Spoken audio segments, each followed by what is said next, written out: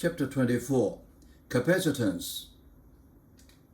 Capacitance covers capacitor and capacitance, a parallel plate capacitor, a cylindrical capacitor, a spherical capacitor, energy stored in the electric field, electric energy density U, Dielectrics, and Gauss law. You can find them in a timeline. Capacitor and capacitance. The uses of capacitors. You can store energy as potential energy in an electric field, and a capacitor is a device you can use to do exactly that. There's a capacitor in a portable battery-operated photo flash unit. For example, it accumulates charge relatively slowly during the charging process, building up an electric field as it does so.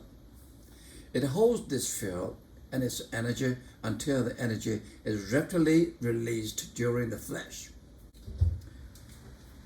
Capacitors have many uses in our electronic and microelectronic age beyond serving storehouses for potential energy. For one example, they are vital elements in the circuits with which we turn radio and television transmitters and receivers. For another example, microscopic capacitors form the memory banks for computers. These tiny devices are important for their stored energy as for the on-off information that the presence or absence of the electronic field provides. Capacitance.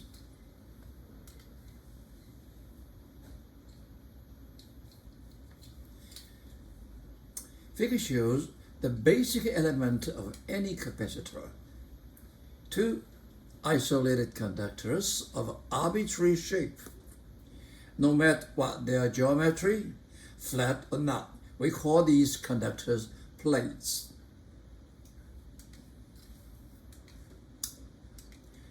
This figure shows a less general but more conventional arrangement called a parallel plate capacitor.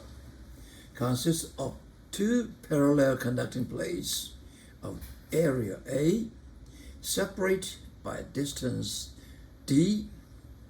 The symbol that we use to present a capacitor, a parallel, is based on the structure on a parallel plate capacitor, but it's used for capacitors of all geometries. This is area A, distance D, and you have charge Q on top, positive, and charge minus Q on the bottom plate. We'll assemble a simple capacitor out of these three components. This high-voltage electrostatic generator will be used to charge the capacitor. A wire is connected from one side of the generator to the outer metal shell of the capacitor, while a loose chain connects the other side of the generator to the inner conductor of the capacitor. Let's charge the capacitor.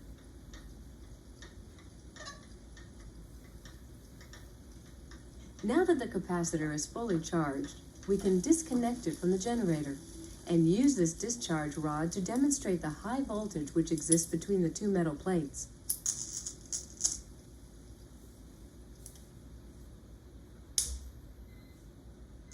We'll now repeat the charging.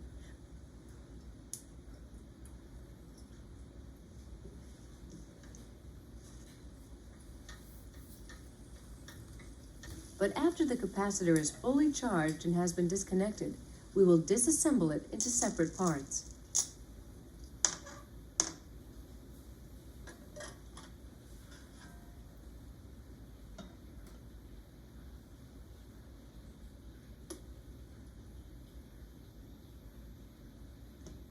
If we now touch the discharge rod to the two metal plates, there is no spark.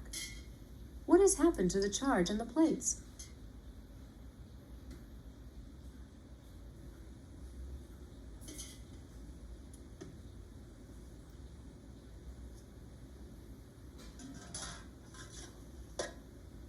If we reassemble the jar and bring the discharge rod up, we get a spark nearly as long as the first. Since the charge was not on the separated metal plates, it must have been stored on the glass.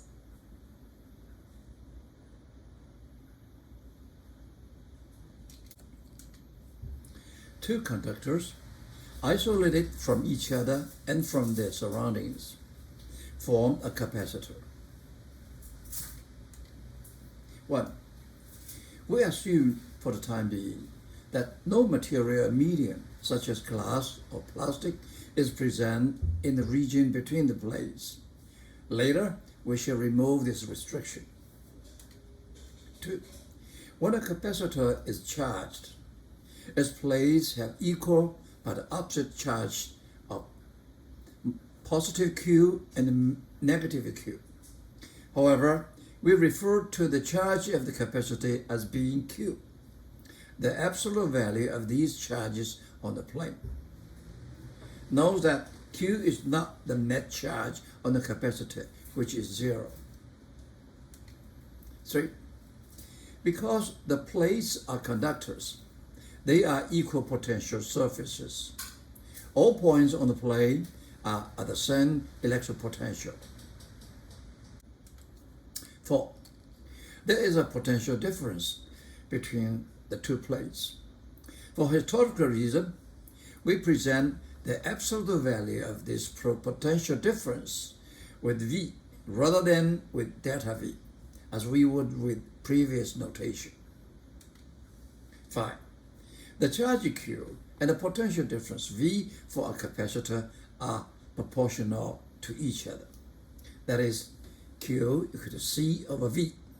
The proportionality constant C is called the capacitance of the capacitor. Its value depends on only the geometry of the plates and not on their charge or potential difference. It looks like the C depends on Q or V. Actually, it not. It depends on the geometry of the plates. Q doubles, V will double. C is constant. Depends on geometry. 6. The capacitance is a measure of how much charge must be put on the plates to produce a certain potential difference between them. The greater the capacitance, the more charge is required. 7. The metric system of the capacitance that follows from the equation is the coulomb per volt. This unit occurs so often that it is given a special name, the farad. 1 farad is equal to 1 coulomb per volt. Okay. C equal to Q over V.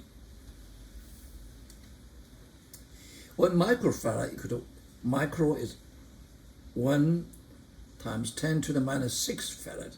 1 picofarad, P, is 10 to the minus 12 farad. One way to charge a capacitor is to place it in an electric circuit with a battery. An electric circuit is a path through which charge can flow. A battery is a device that maintains a certain potential difference between its terminals, points at which the charge enter or leave the battery, by means of the internal electrochemical reaction inside.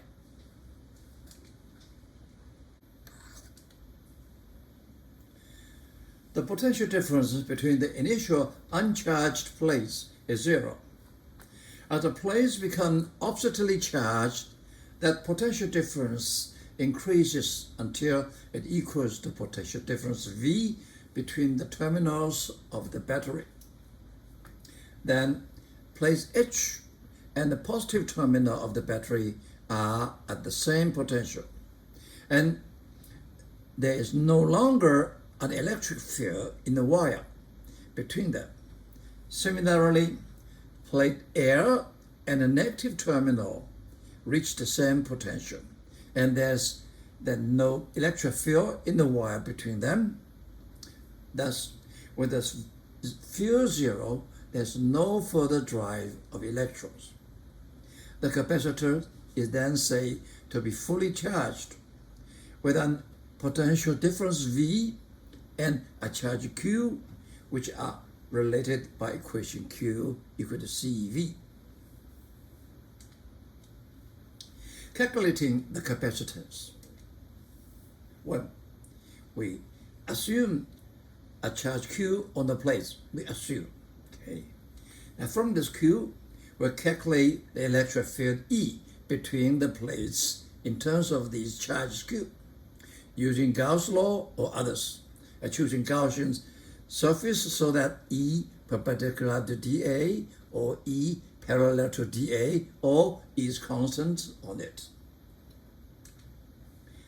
Knowing E, and we calculate the potential difference V between the plates from the equation V final minus V initial equal to minus integration of E dot ds. We choose E parallel to ds, and only absolute value after this one is important. Then we have V, we have Q, so we C equal to Q over V. And in this equation, Q, we assume the Q usually cancel out. We get the C. It only depends on geometry. A parallel plate capacitor. This is a parallel plate capacitor. We want to find the capacitance of capacitor. What we do, we first assume a Q. And the Q is on the top plate plus Q, and the lower plate minus Q. And then second, you want to find the E between them. Okay, suppose at this point, any point is E. Okay, how do we do that? Okay, we use the Gauss surface. This is which is the Gauss surface. The surface is in the plate. This surface is passing through a parallel plate because the symmetry, the E at any point on this surface is the same as ours. So this is a Gauss surface. On top is in here. At the bottom is passing through. They are parallel. And the other four are perpendicular to this. Okay? So our Gaussian surface is rectangular, enclosing the charge on the positive plate. And this is the one. This plate is here on the bottom surface. MC, the phi, the electric flux passing through the whole Gaussian surface is, by definition, is integration of E dot dA. And we look at the C. By symmetry reason, we know E is uniform downward because this is positive charge, the net charge. So E is uniform downward, perpendicular to the plate. And the dA, let's look at the dA. Okay. E top dA is 0. Why? Because E is inside the conductor. Conductor inside E is 0. Let's see the sideway. The sideway we have 1, 2, 3, 4. 4 side surfaces. Okay. We say on this surface E perpendicular to dA. dA is always out perpendicular plane outside toward outside. This is our definition, right? And E is always along this direction. So this is perpendicular. And this surface, dA is perpendicular surface, E is downward, so the perpendicular. So E dot dA on this 1, 2, 3, 4, 4 side surfaces are 0. And then this surface on the left, E parallel to dA, dA is towards outside, E is downward, so E is parallel to dA, E dot dA equal to EdA. All right, we get this one, then we see integration. This integration, E dot dA, because they parallel, they equal to EdA. And E is a constant, we take E out. And integration dA, this is equal to A. So this phi, this F is equal to EA. Very simple in this case. Okay, then we now this is the Gauss surface. Epsilon 0 phi equal to Q. Let me try this. We know this one. This is EA. But this is the charge inside this Gaussian surface. Here is just positive Q, right? Yeah. So this is epsilon phi EA equal to this one. This is just Q. So finally, we get E equal to Q over epsilon A. Then next, from E, we have found a V. So the path of the integration is along the heavy vertical line. Look at this one. This is a line from positive to negative. Okay, and we see that one. This is equal to integration E dot ds. ds we choose goes down. E is go down. They are parallel. So E dot ds equal to E ds. And then we integration from positive plate to negative plate. Okay. And because E is constant, E takes it out. E ds equal to E ds. And E take it out. Integration ds become S. This is a D. ED. All right. We have V. All right. We have V. This is E. We put E inside. C equal to, by definition, equal to Q over V. Okay. What is V? Now, the V is ED. What is E? E is Q epsilon A. So it become this Q, okay, is epsilon EA. V is ED. Q over 0 over A. So we get C is epsilon 0 A over D. This equation is, we are going to use it, is for parallel plate capacitor. With the C is proportional to the area, inversely proportional for that separation. And epsilon 0 is the permeability, and it's constant. Okay. We'll use this electroscope to show how the voltage on a charged capacitor changes as the distance between the plates is changed.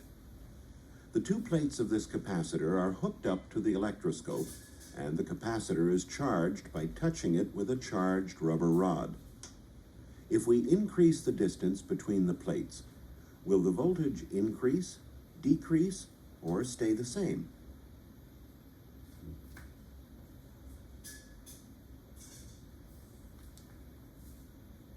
The voltage increases.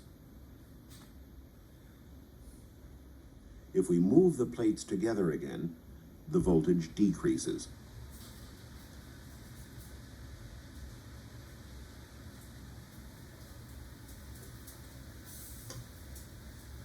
This animation shows how the charges move when the separation between the plates is changed. A cylindrical capacitor. A cylindrical capacitor of length L, total length is L, formed by two coaxial cylinders, this one and this one, of radius A, smallest A, this big is B. Okay. We assume that L is much larger than B. It's very long, okay, so that we can neglect the fringing of the electric field that occurs at the ends of the cylinders. Each plate contains a charge of magnitude Q. Inside is positive Q, outside is negative Q. Okay. This is the field, electric field, from positive to negative, symmetrically, cylindrical symmetry. We want to find the E, okay, at this point, any point, for example, this point. And we make a Gaussian surface, which is a cylinder, okay, cylinder with radius R. And the magnetic flux through this cylinder, we have three parts, okay. This is an E dot dA whole integration, have three parts. One is E dot dA top, on the top. One E dot dA side, this is a circle, okay, a cylinder, okay. And one is on the bottom, E dot dA. Okay, we know by symmetry reason, the E is always along the radial direction. So on the top, okay, top, dA is towards you. E is perpendicular on this surface. So E dot dA is equal to 0. On the side, dA is towards out along the radius. E is along the radius. So E dot dA equal to E dA integration. And by symmetry reason, E is constant. So we take it out of the integration. And integration dA become 8. So the side on the side of the cylinder, the E dot dA integration equal to E8. The same reason at the bottom surface, E perpendicular dA, because dA is, in this case, it put inside, okay, 0. So F for the Gaussian surface is E8. And it's A. A is the surface of cylinder. It's 2 pi r circle L. This is the area of the cylinder surface. Now, we use the Gauss law. Epsilon phi equal to Q. Q is the charge here, okay? The charge here, all right? So the phi is E 2 pi L R equal to Q. Then we find the E. E is Q over epsilon 2 pi L L. E is not constant. It's inversely proportional to R. The smaller the R, the larger the E. Okay? Now we can see from the electric line, okay, inside is more tense, more closer, the larger E. From E we got a V. We got a E dot dr integration. We check the loops from inside along the radius. So E is not constant, okay? So E, but here we're choosing this line, E is parallel to dr, right? Yeah, so E dot dr equal to E dr. From positive to negative. And E is, this is E dr. E is this one, put this E inside. And the equation is from R equal to A to B. We put E, okay, Q over epsilon 0 2 pi L dr. So actually the integration is dr over R, okay, from A to B, okay. Then we take the constant out, Q over epsilon 0 2 pi L dr over R integration from A to B. This is log, okay? So finally we got this Q over 2 pi epsilon 0 L log B over A, okay? We have V, okay? We have Q, then we have C. C equal to Q over V, okay? This is Q over V. You have a Q cancel out, you move, becomes 2 pi epsilon L over log B over A. See, the C is completely decided on geometry, log BAL.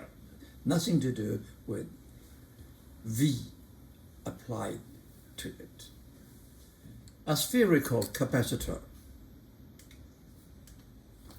The same too, but this is a sphere, two spheres. Inside a solid, outside is a shear, okay, with different radius, A and B. What do? We suppose the Q. Positive Q is inside, negative Q is outside.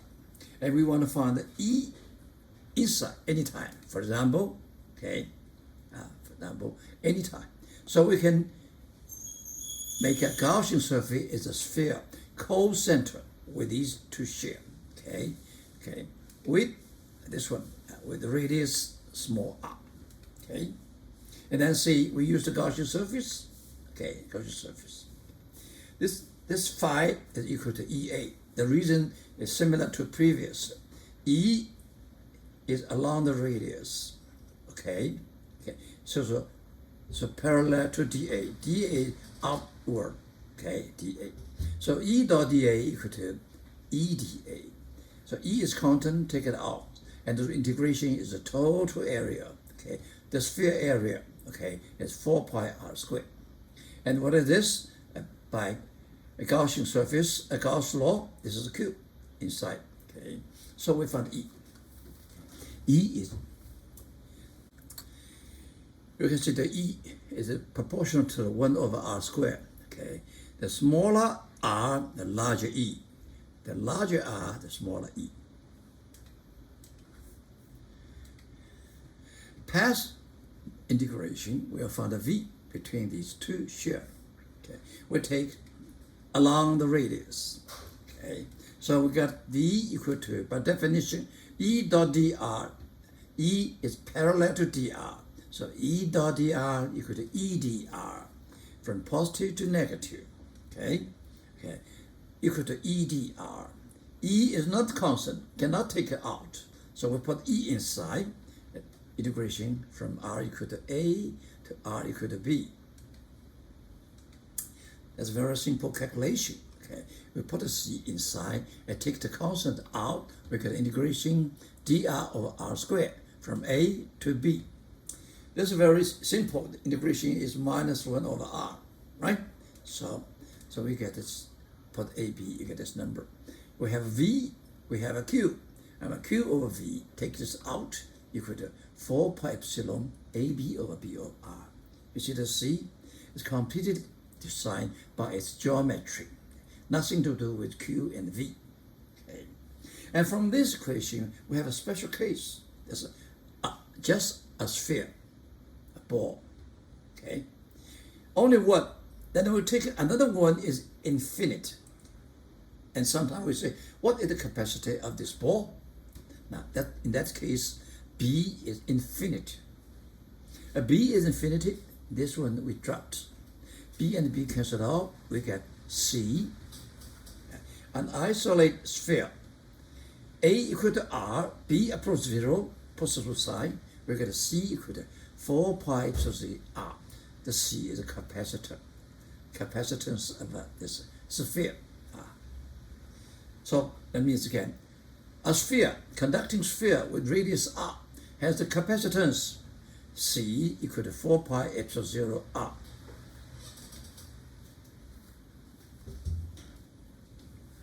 We'll use this electroscope and a large rotary capacitor to show how the voltage of a charged capacitor changes as the area of overlap between the plates changes. When we charge the capacitor by passing a spark to it from this charged rubber rod, the electroscope deflects, indicating the voltage on the capacitor. If we rotate the capacitor and decrease the overlap between the plates, what will happen to the deflection of the electroscope?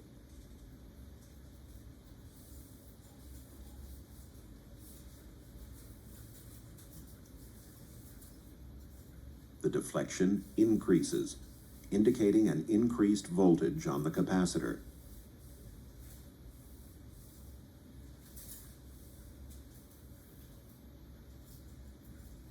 Rotating the plates back together to increase the overlap reduces the voltage to its former value. Sample. In the figure 8, switch S is closed. To connect the uncharged capacitor of capacitance C 0.25 microfarad to the battery of the potential difference V 12 volt. The lower capacitor plate has thickness L 0.50 centimeter and face area A 2.0 times 10 to the minus 4 square meter. And it consists of copper, in which the density of conduction electron is 8.49 times 10 to the 28 electrons per cubic meter. From what depth deep within the plate must electrons move to the plate face as the capacitor becomes charged? Now, we see that one. How much Q you have? Q is CV. C is 0.25 times 10 to the minus 6. We have the unit standard Farad, not microfarad, Farad. Volt is 12 volt. So the Q is 3.0 times 10 to the minus 6 coulomb. This coulomb will move to the surface, okay? And we see how much electron you have, how much carriers you have. This is Q over E. E is the electron charge, each one. So divide this one means altogether have this kind of a number of electrons accumulate on the surface, okay, the surface. And then we see that this total number equal to NAD.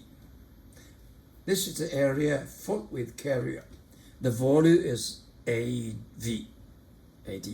This is N is the number of carrier in copper per unit volume, per cubic meter. We know this one, we know A, we know D, we know this one, we can find the D. Okay, this is the answer we want to find it. Okay, this is N, okay, this is N, right? This is given, this is A, 2.0 times 10 to the minus 4 meter. Okay, we use the standard unit. Okay, we find very thin, 1.5 times 10 to the minus 12, you see. This is picking meter. Sample. A storage capacitor on a random access memory, RAM chips, has a capacitance of 55 femtofarad.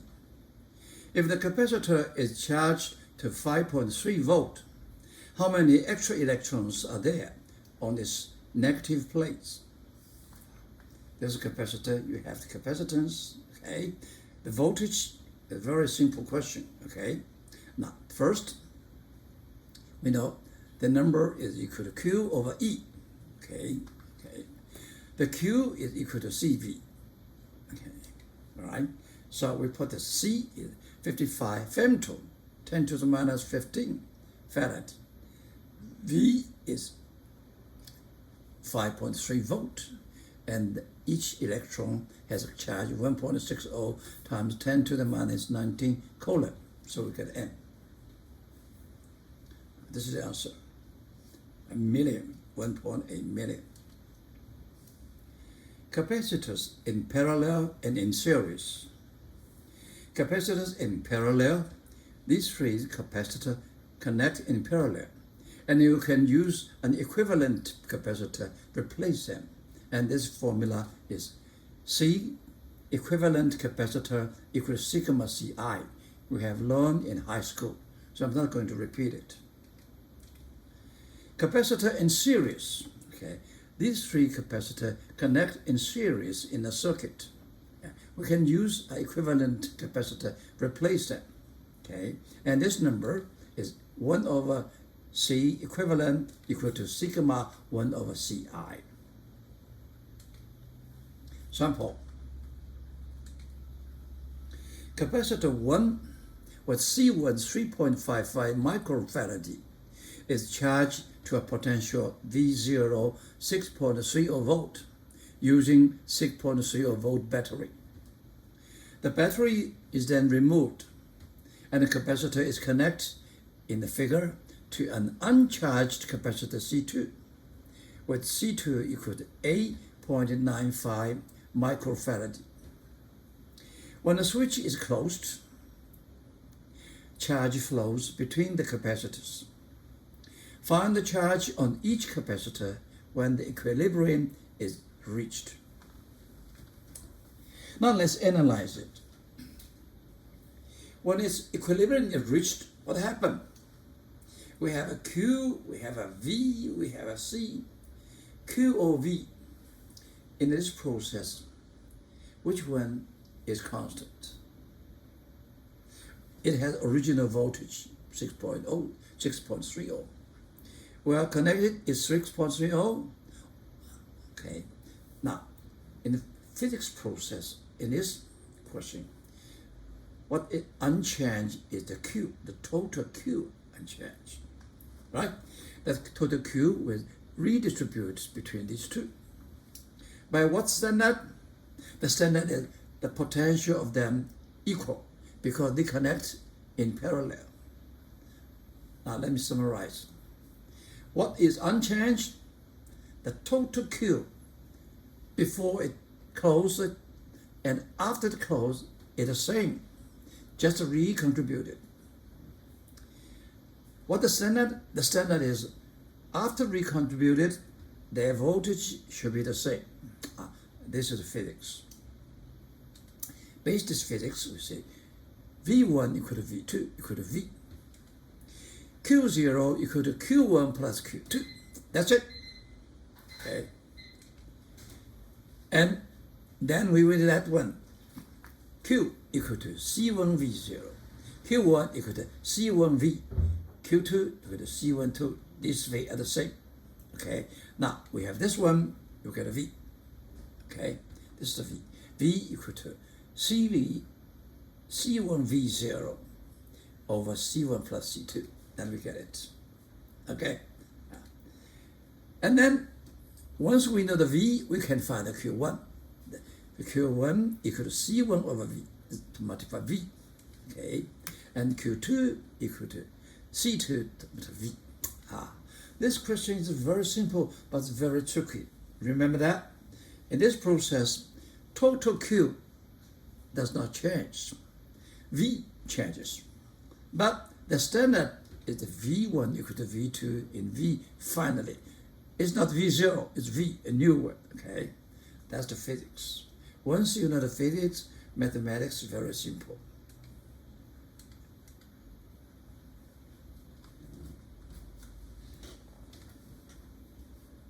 We'll use these copper strips to hook these two identical capacitors together 3 different ways.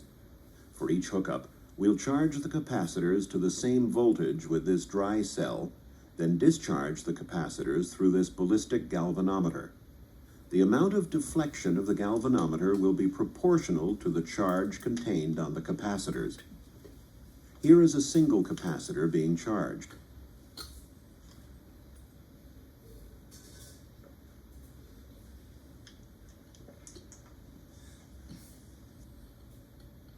Here's the galvanometer reading from discharging the single capacitor. How will the reading change if we hook 2 capacitors in parallel and repeat the demonstration?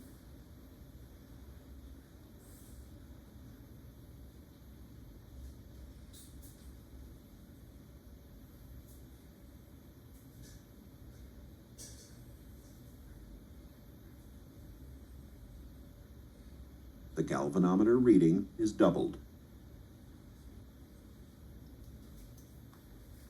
How will it change if we hook the 2 capacitors in series?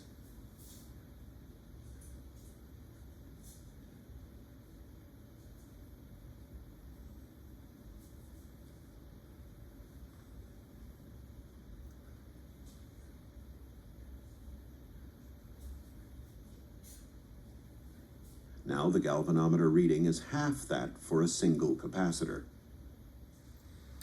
Energy stored in an electric field.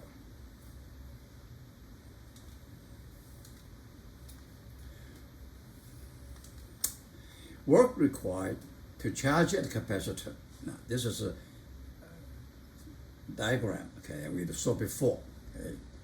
Now we calculate the work required to charge the capacitor. Okay. Now we move the charge okay.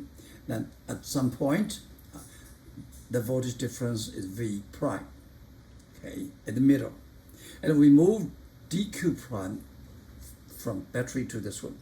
So the work we have to do is V prime dV by definition, okay, VQ. Okay. And at V prime, the voltage difference between is equal to Q prime over C. C is the capacity of this parallel plate capacitor. Q prime is the charge there, already there. Because Q prime, you have a V prime, okay? Yeah. And then the total work is the integration of dW. From where to where? The charge from 0 to total Q. This Q equal to, you will see that the Q equal to VC. And we do the integration, we get it. This is equal to half Q squared, this is over C. This is the work we need to charge the capacitor. In other words, where is the energy? The energy is stored in this capacitor, right? So V equal to CV. So we write this one, we get W equal to half Q squared over C or half CV squared. What is energy? This energy stored in a capacitor. This work is stored as a potential energy in the capacitor. So we see if there is a Q on the capacitor, then the electric energy stored in this capacitor is half Q squared over C.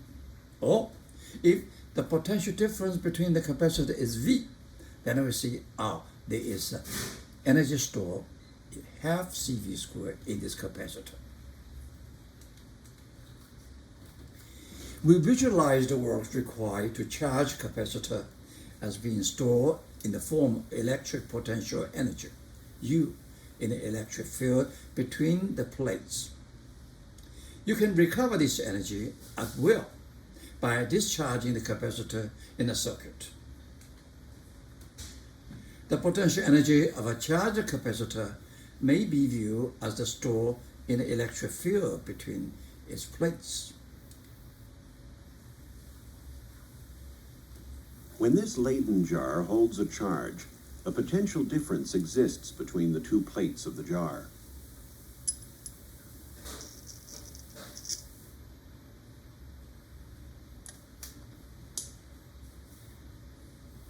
We can alternately ground each of the plates, yet the charge on the jar is still there.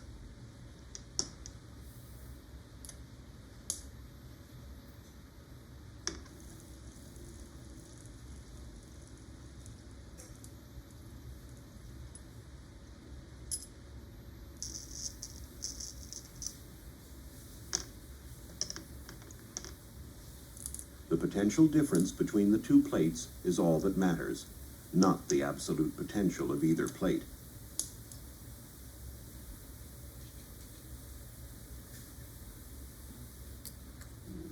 This large electrostatic generator will be used to demonstrate the basic properties of these capacitors.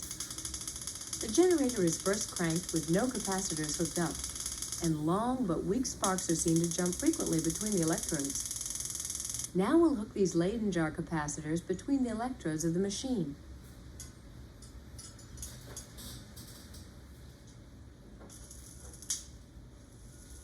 The sparks are now much more intense, but come much less frequently.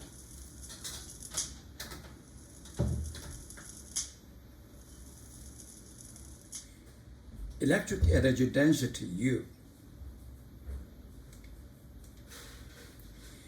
In a parallel plate capacitor, neglecting fringing, the electric field has the same value for all points between the plates.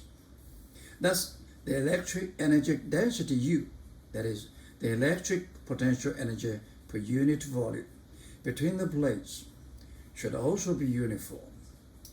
We can find U by dividing the total potential energy by the volume AD of the space between the plates. So U equal to total U over the volume. The total U is half CV squared or half Q squared over C. V is AD, area multiplied separation, the space. Okay. And we know C equal to epsilon 0 A over D. Okay. This is a C, the capacity of a parallel plate capacitor. We put everything inside. This is C equal to epsilon A over D, okay? And this A we can cancel out, okay? Finally, we get epsilon equal to half epsilon 0 V over D. This V is different from this V, okay? Okay, all right. And V over D is the electric field E inside the capacitor, right? So we write this one U,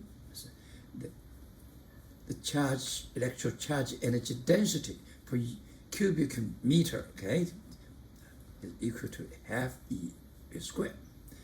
U equal to half epsilon E squared. We give this meaning a quite different. The meaning is, as long as you have electric field, you have the electric potential energy density U. Okay? Although we derive this result for the special case of the parallel plate capacitor, It holds generally whatever may be the source of the electric potential field. If an electric field E exists at any point in the space, we can think of the point at the site of the potential energy, whose amount per unit volume is given by U equal to half epsilon E squared. We related electric field E with energy. That's different point of view. Sample. An isolated conducting sphere whose radius R is 6.85 centimeter has a charge Q 1.25 nanocoulomb. Question A.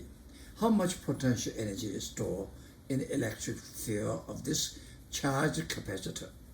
Now, this is a sphere. We mentioned before, a sphere can be looked as a capacitor with one plate is at infinity, right? Yeah. So the energy stored in this half Q squared over C. Right? You have a Q, we can find the C. What is C? Remember that? Okay. The C is 4 pi epsilon 0 R, right? We put this one inside, we get a U. Easy, 4 pi epsilon R. Okay. This is potential energy. Then the question is, what is the energy density at the surface of the sphere? Now, you have definition. Okay, E at the surface of the sphere is by Coulomb's law is equal to Q over R squared. Okay, and the U is half epsilon E squared. We put E inside. That's it. We get it. Okay, and we get it. Okay. We put a number inside. We get this, 25.4 microjoule per cubic meter. Large capacitors may look innocent, but they can be very dangerous when they are charged. This bank of 4 capacitors in parallel will be charged to 400 volts.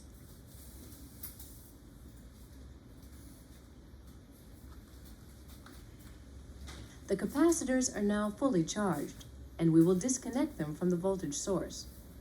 Though they look benign, these capacitors are now storing a lethal charge.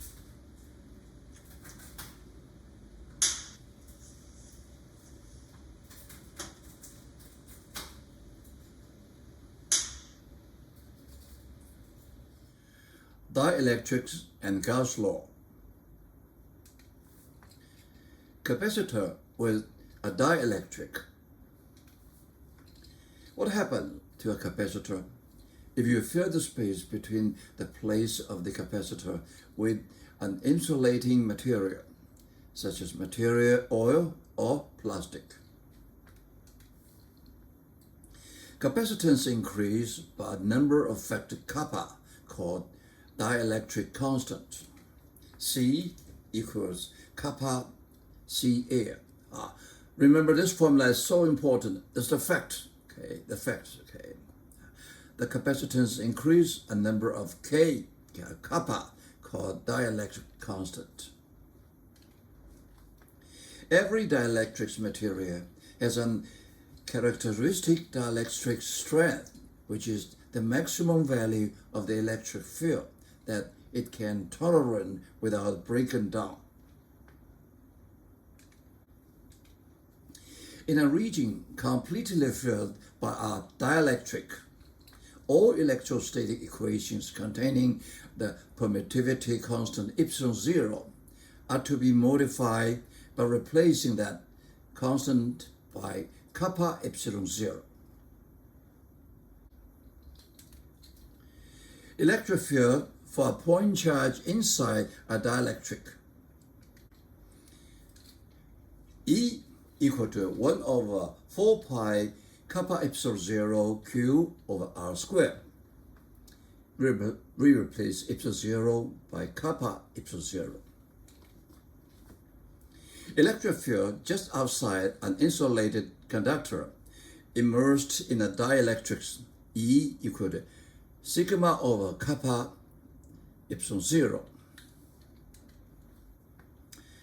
For unfixed distribution of charges, the effect of a dielectric is to weaken the electric field that would otherwise be present.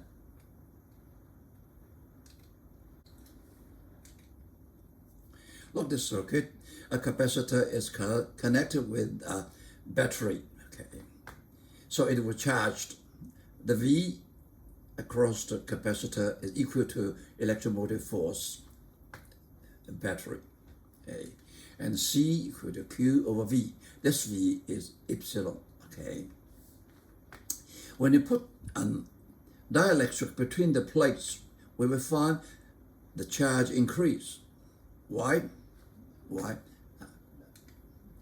Because the effect C equal to kappa CL. This is a fact. The measurement result, you have to exceed it. Remember that one. C increase, so V is constant, so Q is increased in this case. Now, the constant V, the Q increases. We see that another situation.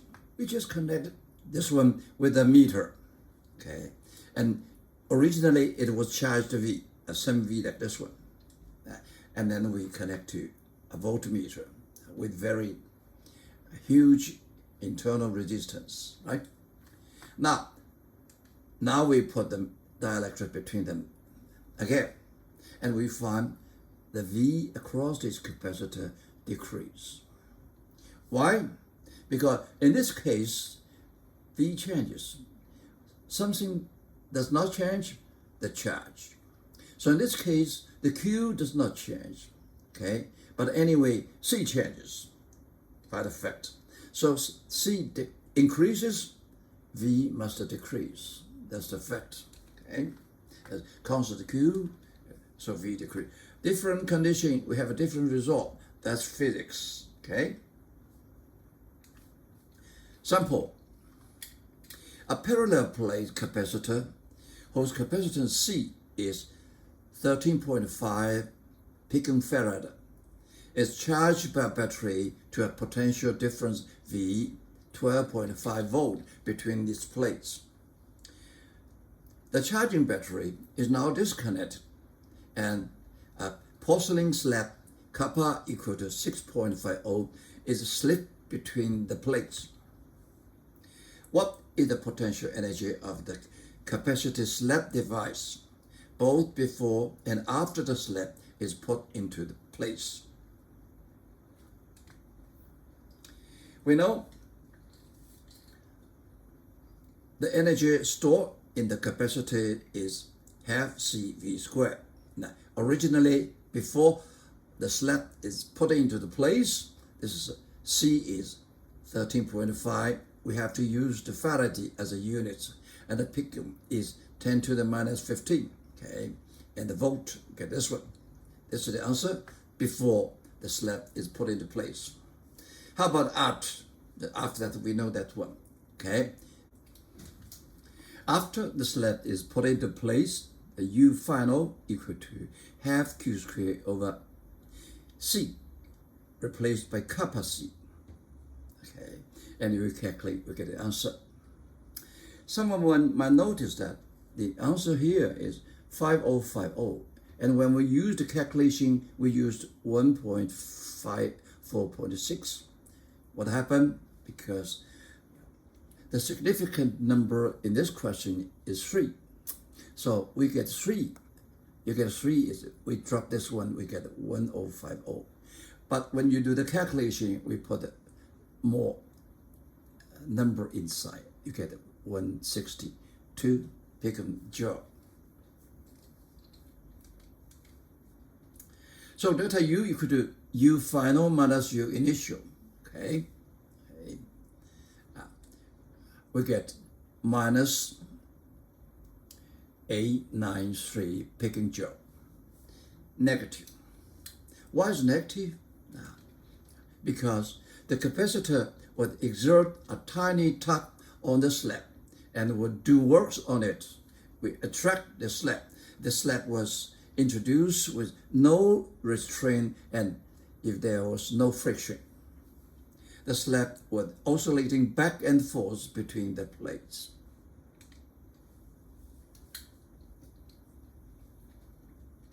This electroscope and a large parallel plate capacitor will be used to demonstrate how inserting a dielectric affects the voltage on a capacitor.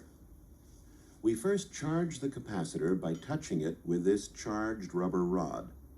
The electroscope deflects, showing the voltage on the capacitor.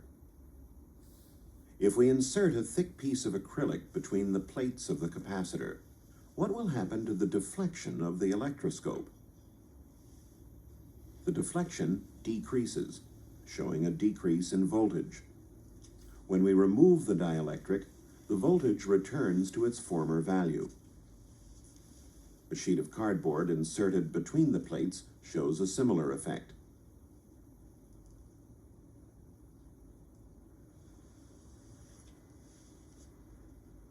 This animation shows how the charges move between the electroscope and the capacitor as the dielectric plates are inserted.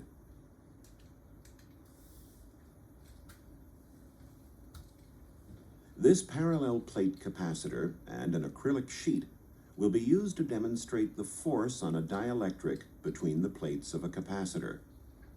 The sheet is attached to the end of a balance arm so that it is free to swing up and down. We'll place it between the plates of the capacitor and charge the capacitor to a high voltage using this electrostatic generator. When the capacitor is charged, the force on the dielectric pulls it down between the plates. This animation shows how the polarized molecules of the dielectric are reoriented by the electric field of the plates. This new orientation results in an attractive force on the dielectric, which pulls it down between the plates. Dielectrics, an atomic view.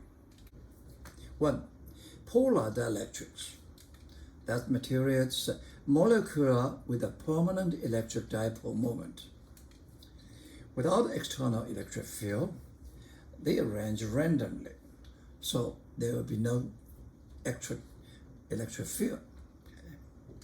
When we apply an external electric field, and these dipole will line up with electric field. Okay.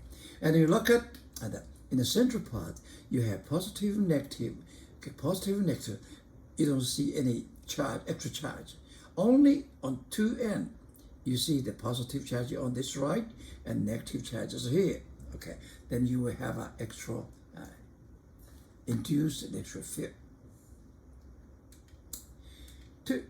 Non-polar dielectrics.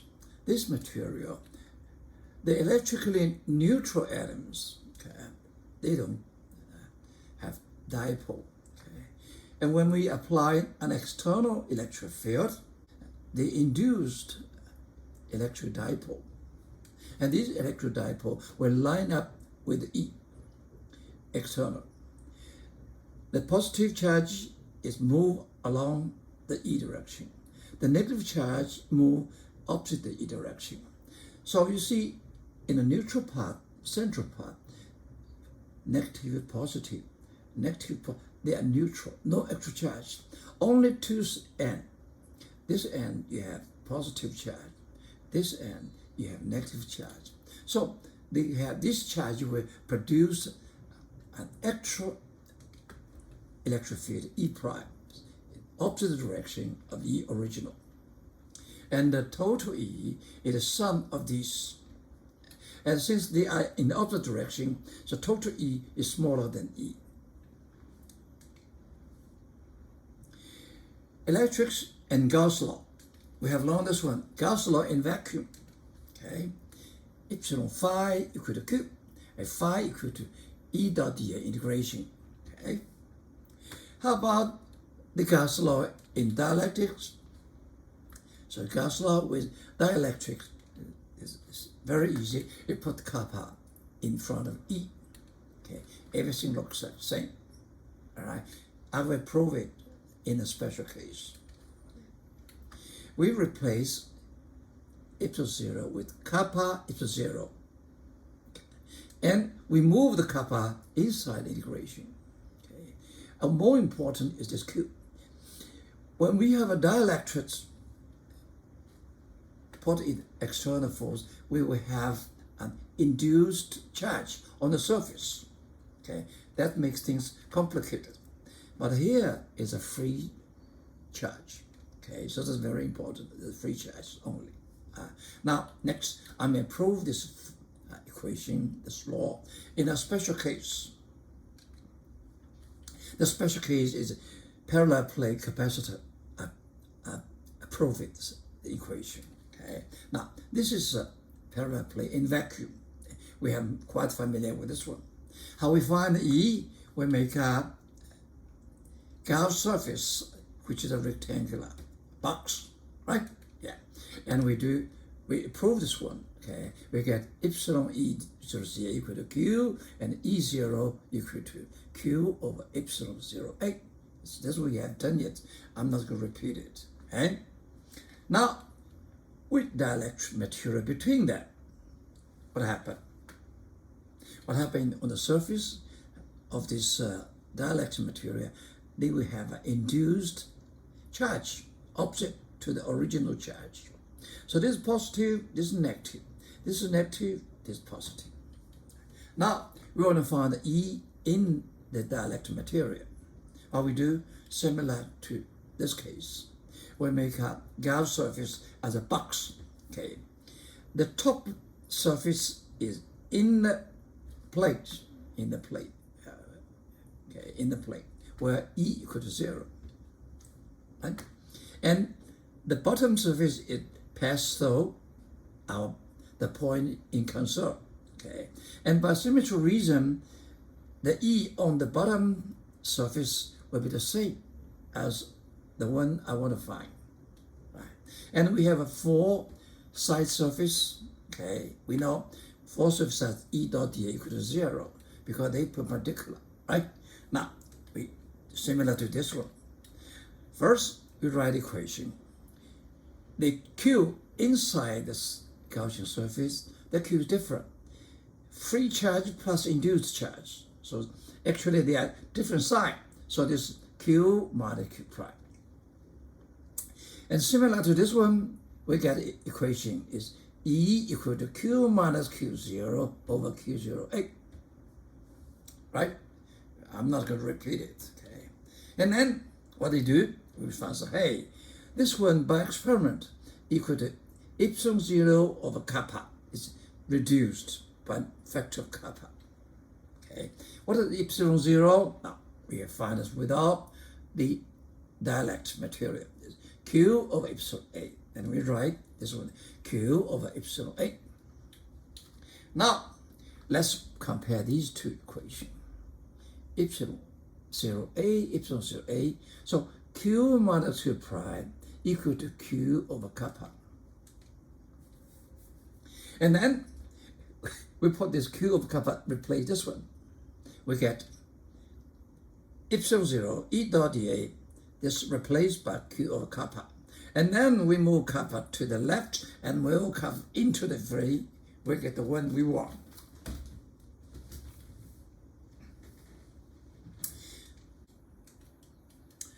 This important equation, although derived for a parallel plate capacitor, is true generally and is the most general form in which Gauss' law can be written.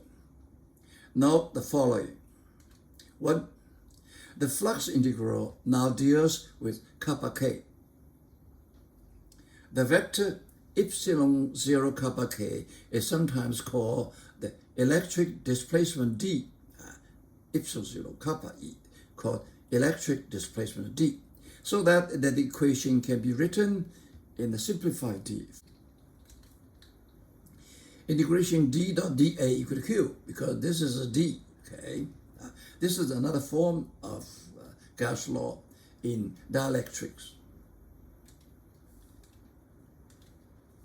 2. The charge Q enclosed by the Gauss surface is now taken to be free charges only. Okay, we don't consider the induced charge. The induced surface charge is deliberately ignored on the right side of this equation, having been taken fully into account by introducing the dielectric constant kappa on the left side has been considered this one. 3. Above equation differs from our original statement of Gauss law only in that epsilon 0 in the later equation has been replaced by kappa epsilon. Okay. We take kappa inside the integral to allow for case in which kappa is not constant over the entire Gaussian surface. Sample. Figure shows a parallel plate capacitor of plate area A and plate separation D. This is D. Okay. A potential difference V0, this is V0, is applied between the plates. The battery is then disconnected and a dielectric slab of thickness B is not total, and dielectric constant kappa is placed between the plates assumed as parallel. Okay. Assume A is 115 square centimeter, D is 1.25 centimeter, B is 0.780 centimeter, kappa equal to 2.61, and V0 originally voltage is 85.5 volt. Question A. What is the capacitance C0 before the dielectric slab is inserted? That's what you see by formula with the C0 equal to epsilon 0 A over D. And we put a number inside, we get the answer. Remember, all the numbers should be in standard units. A is square meter, D is meter, so we have to use this one. Okay, and you get a C0 easily. Okay, so 8.21 times 10 to the minus 12 farad.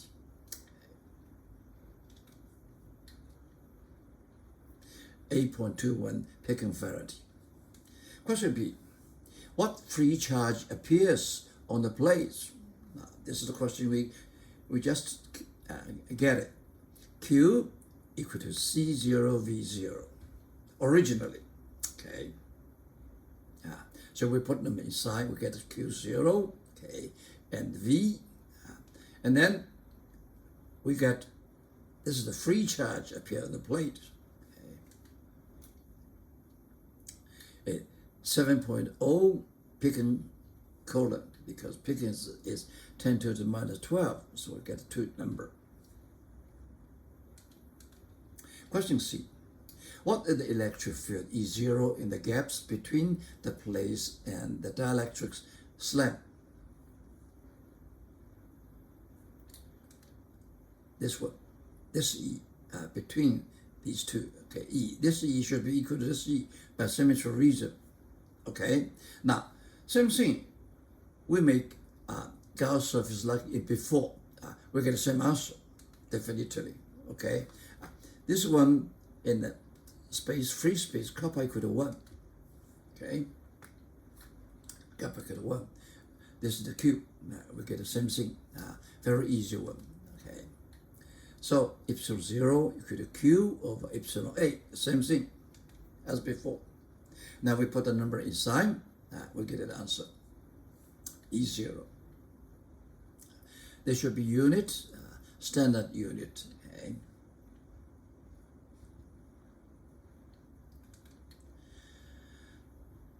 This is a 6,900 volt per meter, 6.9 kilovolt per meter. Question D. What is the electric field E1 in the dielectric slab? This one called the E1. Then what we do, we have to make Gaussian surface passing through for them. For example, as in this point, okay? And we use this because of kappa inside. This is E1.8. This is the one we want to find. By the same reason, by symmetry reason, E as uniform, everywhere the same, okay? And EA is parallel to the DA, okay? And finally, we get this is equal to, look this one, okay? This look good. this is Q2 minus Q.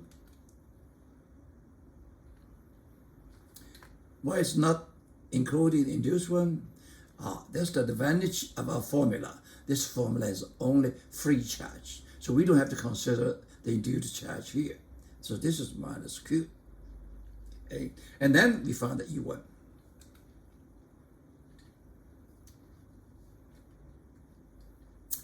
By fact, we know E1 equal to epsilon 0 over kappa. Okay, you see the calculation. All right. We know U0, just calculate. Okay, we put them inside. We get the E1 inside, reduced from 6.9 to 2.6. Okay. Question E. What is the potential difference V between the plates after the slab has been inserted?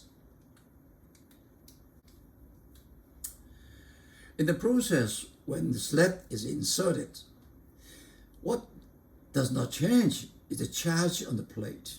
Okay, that's the fact. Okay, this is what we have to notice. The charge does not change. The potential difference will change. Okay, will change. Okay, so the V whatever equal to E dot ds. Integration by definition from positive to negative. Okay, and E we have so E0, E1, E0. So this integration becomes 3. We allow lobes perpendicular to the plate from positive plate to the negative plate. We have 3 sections. Okay, the first one is E0, and this one is E0. The length is D minus B, and this one is E1B. So that's total answer. Okay, answer. So we put the number inside, we get the V. Okay. This is a elementary school math. I'm not going to do it. We just get you this answer. It's 52.3 volt. Question F. What is this capacitance with the slab in place? Okay. This should be C equal to Q over V. All right. We have a Q, we have a V. We put number inside.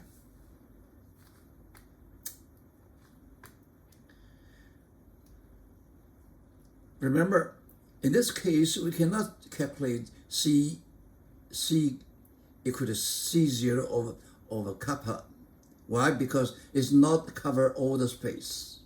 So we have to do it in this way. It's 13.4 picon. Next chapter, chapter 35, current and resistance. Welcome you make a comment and give suggestions so that this program can be more helpful. Acknowledgement. This video clip is a part of my lectures on college physics during 1990 to 2021, based on the adapted textbook, Principles of Physics by Holliday, Resnick, and Walker, published by Wiley. The demo videos were bought from a company in USA by my university for teaching. They help a lot. I'm sorry for not remembering its name to show my appreciation.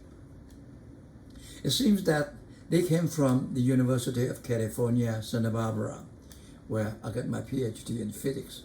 Thanks God.